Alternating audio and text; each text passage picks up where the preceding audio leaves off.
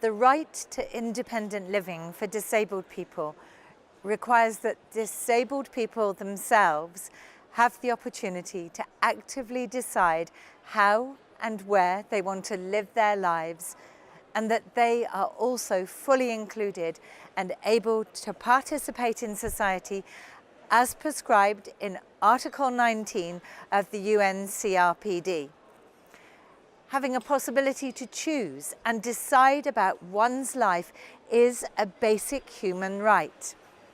Therefore, I support ENIL's campaign EU Funds for Our Rights, which is encouraging member states to efficiently spread structural funds designated for the transition from institutional to community-based care.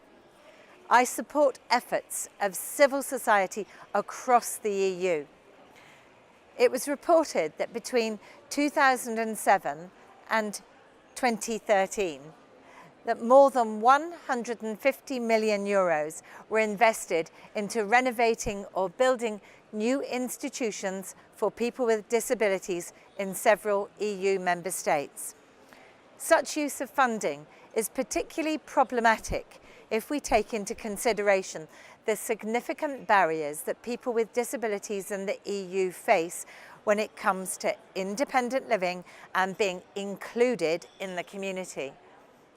I fear that some member states might again use EU funds for institutionalisation, even in the current programming period. So it's important that we stand together and prevent any use of EU funds that could violate human rights.